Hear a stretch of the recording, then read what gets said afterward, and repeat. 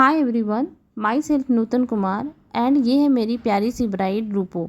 ये मॉडल नहीं है, ये रियल ब्राइड है। मॉडल पे वर्क करना और ब्राइड पे वर्क करना दो बिल्कुल अलग अलग कॉन्सेप्ट है, क्योंकि मॉडल पर जब हम वर्क करते हैं तो एवरीथिंग, चाहे ड्रेस हो, ज्वेलरी हो, फेस हो, मेकअप हो, सब कुछ हमारे अकॉर्डिंग होता है। बट जब रियल ब्राइड की बात करें तो हमारे हाथ में सिर्फ हमारा स्किल होता है, बाकी सब कुछ ब्राइड के अकॉर्डिंग होता है। इवन मेकअप लुक जैसा चाहिए ये भी ब्राइड का चॉइस होता है। हमें उनके चॉइस को ध्यान में रखते हुए ही काम करना पड़ता है। और मैंने यहाँ किया है एक रियल ब्राइड पे मेकअप, जो कि बहुत ही खूबसूरत मेकअप हुआ है। तो चलिए देखते हैं कि हम रियल ब्राइड पे कैसे काम करते हैं। आप देख सकते हैं कि ब्राइड के फेस पर डार्क सर्कल है, अनइवन स्किन टोन है, टेक्सचर भी है स्किन पे और छोटे छोटे बम्प है फेस पर।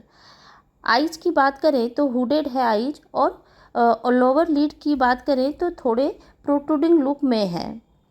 और हमारी ब्राइड का पहला डिमांड है कि उन्हें स्मूथ फिनिश बेस चाहिए।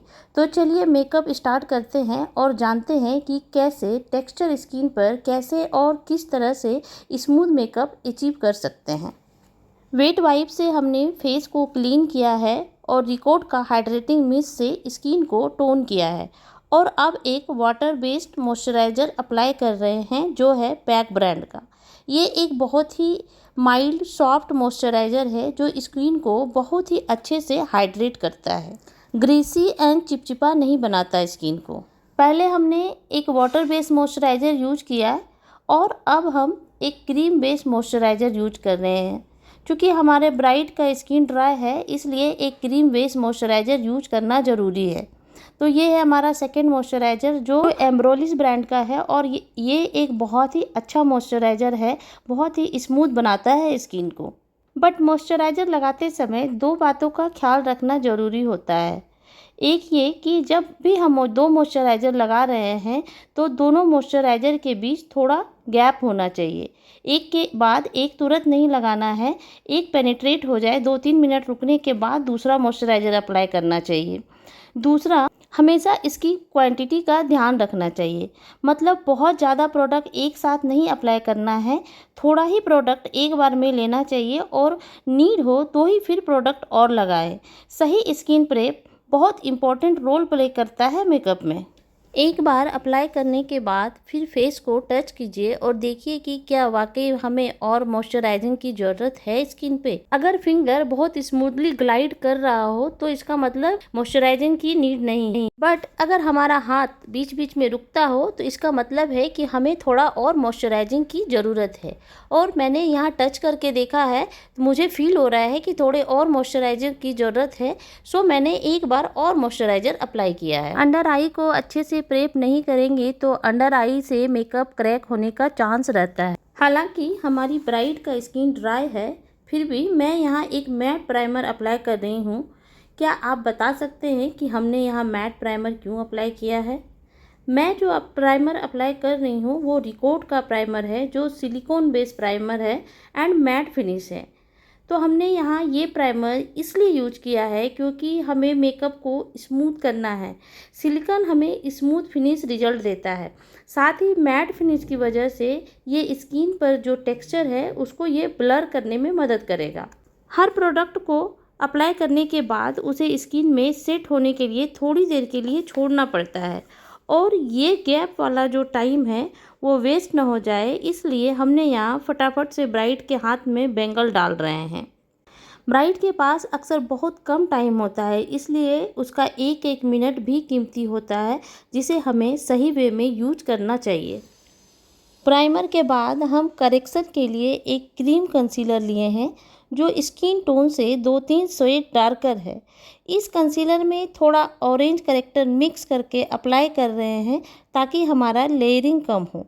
एक फ्लैट ब्रश से हम अप्लाई कर रहे हैं। जो भी हमारा पिगमेंटेड एरिया है सभी जगह पर हम इसे अप्लाई करेंगे। क्या आप जानते हैं कि ऑरेंज कलर पिगमेंटेशन एरिया में क्यों लगाया जाता है? क्या रीज़न होता है कि हम ऑरेंज कलर को पिगमेंटेड एरिया में यूज करते हैं? अगर आप जानते हैं तो आप मेरे कमेंट के नीचे आंसर लिखिए। और अगर आपको नहीं पता कि हम ऑरेंज ही क्यों यूज करते हैं तो कमेंट में नो लिखिए, तो हम आपको बताएंगे कि ऑरेंज क्यों यूज किया जाता है जहाँ भी हमारा पिगमेंटेशन होता है। और मेकअप से रिलेटेड कोई भी क्वेरी हो तो आप मेरे कमेंट के नीचे वो क्वेश्चन लिखिए।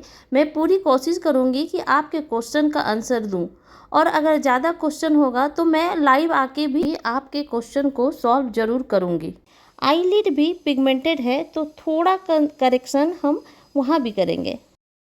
एप्लीकेशन के बाद पिज़्ज़ा शेप वाला जो स्पॉन्ज आता है उससे हम इसे ब्लेंड करेंगे। इस स्पॉन्ज को गीला करने की ज़रूरत नहीं पड़ती है, ये स्पॉन्ज ड्राई फॉर्म में ही बहुत अच्छा वर्क करता है। अब हम एक क्रीम बेस से, जो कि मेकअप स्टूडियो का कंसीलर है, अप्लाई कर रहे हैं।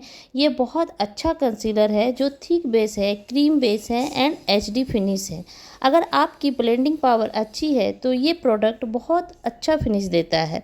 जहाँ जहाँ हमने करेक्शन किया उन जगहों पे ये कंसीलर यूज कर रहे हैं जो एग्जैक्ट स्किन टोन का है या हल्का सा डार्कर साइड है।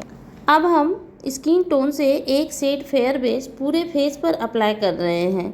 चूँकि हम ब्राइडल मेकअप कर रहे हैं तो ब्लेंडिंग के बाद ये शेड बहुत अच्छा दिखेगा। पहले हमने हल्का सा डार्कर शेड यूज किया है, इसलिए ये शेड बहुत ज़्यादा लिफ्ट नहीं करेगा बल्कि बहुत अच्छा टोन देगा। आपको लग रहा होगा कि ये ज़्यादा फेयर शेड है, बट फिनिशिंग के बाद इसका रिजल्ट देखोगे तो ये बिल्कुल सही दिखेगा। वैसे भी मैं अपनी ब्राइड को ज़्यादा गोरा करना पसंद नहीं करती हूँ। आप देखोगे इसके बाद मैंने कोई हाइलाइटिंग के लिए प्रोडक्ट नहीं यूज किया है फेस पर। Blend blend blend, blending is the key. बहुत अच्छे से ब्लेंडिंग कर रही हूँ। अभी तक जितना भी प्रोडक्ट यूज किया सभी प्रोडक्ट हमने एक ही ब्लेंडर से किया है। हर बार ब्लेंडर चेंज करने की ज़रूरत नहीं पड़ती है। ये प्लूम का ब्लेंडर है। ये एक ऐसा ब्लेंडर है जो हर मेकअप आर्टिस्ट के पास मिल जाएगा, क्योंकि ये अमेजिंग फिनिश देता है। फेस के साथ साथ नेक को भी कवर किया है ताकि फेस से लेकर नेक तक इवन टोन दिखे। इसके बाद हम आई बेस कर रहे हैं जो अगेन मेकअप स्टूडियो का है और इस शेड का नाम है येलो। प्रोडक्ट को ब्रश से अप्लाई किया है एंड देन अगेन स्पॉन्ज से ब्लेंड किया है। अच्छा, कौन बताएगा कि हमारा जो पिज़्ज़ा स्पॉन्ज है वो हमने ड्राई क्यों यूज किया? अगर सही रिप्लाई करते हैं तो आप में से किसी एक को मेरी तरफ से एक पक्का मेकअप प्रोडक्ट गिफ्ट मिलेगा। देन हमने उसे लूज पाउडर से लॉक किया है। नाउ अंडर आई से अब हम क्रीज लाइन को रिमूव कर रहे हैं ताकि आफ्टर मेकअप हमारा लाइंस विजिबल ना हो। अंडर आई से लाइंस रिमूव करने के बाद हमें वहाँ तुरंत ही पाउडर से लॉक कर देना चाहिए। क्योंकि जब तक हम पाउडर से उसे लॉक नहीं करते हैं हमारा लाइंस बनता रहेगा। सो मैं यहाँ फटाफट से पहले उन एरिया पे प्रोडक्ट से लॉकिंग कर रही हूँ जहाँ लाइंस बनने के चांसेस ज़्यादा हैं। फिर हम पूरे फेस पर पाउडर से लॉक करेंगे। नेक एरिया भी प्रॉपरली लॉक करना है। Powder locking one of the most important part होता है मेकअप का। बहुत अच्छे से हमें पाउडर लॉक करना पड़ता है, नहीं तो मेकअप शिफ्ट कर जाता है, इधर उधर मूव कर जाता है, ट्रांसफ़र हो जाता है। तो हमें यहाँ केयरफुली इस पार्ट पर वर्क करना रहता है, नहीं तो मेकअप लॉन्ग लास्टिंग नहीं होगा। अब आते हैं हम आई मेकअप पर। आई मेकअप के लिए जो हम फर्स्ट कलर ले रहे हैं वो एक लाइट ब्राउन कलर ले रहे हैं जो वार्म ब्राउन है। कलर व्हील की नॉलेज होगी तो आपको पता होगा कि वार्म कलर और कूल कलर क्या होता है। और अगर कलर व्हील की नॉलेज नहीं है और आप सीखना चाहते हैं तो कमेंट में लिखिए कि कलर व्हील पर वीडियो बनाएं, तो मैं आपको डिटेल में बताऊंगी कलर व्हील मेकअप में कैसे वर्क करता है। एक्चुअली मेकअप आर्टिस्टी करियर में कलर व्हील का नॉलेज इम्पॉर्टेंट होता है। सो गाइज, अगर आप कलर व्हील कॉन्सेप्ट सीखना चाहते हो तो प्लीज़ कमेंट करें, मैं आपको पूरी डिटेल में सिखाऊंगी कि कलर व्हील कैसे वर्क करता है। अब हम एक मीडियम ब्राउन कलर ले रहे हैं और हमारा ब्रश भी चेंज हो गया है। कौन सा ब्रश कब यूज करना चाहिए ये जानना है तो भी आप कमेंट करें, मैं एक डिटेल वीडियो बनाऊंगी ब्रशेस पे। कभी भी ब्रश पर कलर लेकर डायरेक्ट डिपॉजिट नहीं करना चाहिए। आप देखोगे कि हर बार मैं अपने हैंड पर एक्स्ट्रा प्रोडक्ट निकाल रही हूँ। हम यहाँ ब्राउन के 3 अलग अलग शेड अप्लाई कर रहे हैं, साथ के साथ हमारा ब्रश भी चेंज हो रहा है। आई मेकअप में कितने ब्रशेस यूज होते हैं कौन सा ब्रश कब यूज करना चाहिए, अगर ये सीखना है तो भी आप कमेंट कीजिए। मैं आई मेकअप में यूज होने वाले ब्रशेस का नॉलेज ज़रूर दूंगी। हम यहाँ छोटे से ब्लेंडिंग ब्रश से कलर के साथ आईज पे डेप्थ दे रहे हैं। ब्लेंडिंग का हमेशा ध्यान रखें, नहीं तो आपका मेकअप में फिनिशिंग नहीं आएगा। हम यहाँ कट क्रीज आई मेकअप कर रहे हैं, सो एक लाइटर कलर के कंसीलर से हमने यहाँ क्रीज को कट किया है और उसी कंसीलर पर दो अलग अलग आई शेडो पिगमेंट को मिक्स करके फिंगर से डिपॉजिट किया है। डायरेक्ट कंसीलर पर पिगमेंट डिपॉजिट करते हैं तो पिगमेंट की इंटेंसिटी बहुत अच्छी आती है। आप देख रहे हो हम यहाँ ब्रश का भी यूज कर रहे हैं, वो इसलिए कि कंसीलर का जो एज है उस पर हमारा फिंगर से फिनिशिंग अच्छा नहीं आएगा। तो फिनिशिंग के लिए हमने यहाँ एज पर ब्रश से पिगमेंट डिपॉजिट किया है। और अब हम एक सॉफ्ट सा गोल्ड कलर का प्रेस ग्लिटर आई लिड के मिडिल वाला पार्ट पे अप्लाई कर रहे हैं। ग्लिटर के बिना ब्राइड अधूरी है। इंडियन ब्राइड पे ग्लिटर बहुत अच्छा लगता है। ब्रो बोन को हमने एक बहुत ही प्यारा सा गोल्ड हाइलाइटर से हाईलाइट किया है जो पीएसी ब्रांड का है। इसका पिगमेंट बहुत अच्छा है, बहुत स्ट्रॉन्ग पिगमेंट है इसका और इसका कलर इंडियन ब्राइड पे बहुत ज़्यादा अच्छा लगता है। Now eyebrow part. आईब्रो के लिए हम यहाँ अनास्तासिया का ब्रो पोमेड यूज कर रहे हैं जो डार्क ब्राउन शेड का है। ये ऑलमोस्ट इंडियन स्किन टोन पर चला जाता है। बहुत हल्के हाथ से हमें ब्रो फिल करना पड़ता है, नहीं तो मेकअप बहुत गॉडी दिखेगा। आईब्रो की परफेक्ट फिनिशिंग से हमारा पूरा मेकअप का लुक चेंज हो जाता है। आई मेकअप के बाद जो भी फेस पर पाउडर था उसे हम डस्ट आउट कर रहे हैं। अंडर आई पर पाउडर रखने का हमें दो बेनिफिट होता है। एक तो हमें सॉफ्ट हाइलाइटिंग मिलती है, दूसरा आई मेकअप से जो भी फॉल आउट होता है वो इजीली रिमूव हो जाता है। हम कंटूरिंग करेंगे। नेचुरल मेकअप का ट्रेंड चल रहा है अभी, इसलिए बहुत डार्क कंटूरिंग अच्छा नहीं लगता है। फाउंडेशन के बाद हमारा फेस बिल्कुल फ्लैट दिखता है। सिर्फ उसको रीशेप देने के लिए हम यहाँ सॉफ्ट कंटूरिंग कर रहे हैं। कंटूरिंग हम जितना डार्क करेंगे हमारा फीचर उतना ही शार्प होता जाएगा और एक कनिंग लुक डेवलप होते जाता है। हमें ब्राइड को सॉफ्ट एंड क्यूट लुक दिखाना रहता है, इसलिए ज़्यादा स्ट्रॉन्ग कंटूरिंग नहीं दे रहे हैं। आप देख रहे होंगे कि हम यहाँ बार बार प्रोडक्ट ले रहे हैं और अप्लाई कर रहे हैं। एक्चुअली यही राइट वे होता है एप्लीकेशन का। एक ही बार में ज़्यादा प्रोडक्ट लगा देंगे तो मेकअप बहुत पैची लगेगा। जॉ लाइन भी कंटूर करेंगे। नोज कंटूरिंग के लिए पहले हम यहाँ एक स्मॉल ब्लेंडिंग ब्रश से नोज पर प्रोडक्ट अप्लाई कर रहे हैं, फिर हम कंटूर ब्रश से ब्लेंड कर रहे हैं ताकि कोई हार्श लाइन विजिबल ना हो। अब हम ब्लश अप्लाई कर रहे हैं। ब्लश एप्लीकेशन का सबसे अच्छा मेथड ये होता है कि ब्लश को ब्रश पर पिक करने के बाद हैंड पर मिनिमल कर लीजिए। एप्लीकेशन हमेशा चिक के पीछे साइड से कीजिए। अगर हम चिक से स्टार्ट करेंगे तो ब्लेंडिंग के बाद हमारा ब्लश एकदम से आगे आ जाएगा और बहुत ज़्यादा पैची दिखेगा, क्योंकि फिर हमारा ब्लेंडिंग एरिया भी नहीं बचेगा।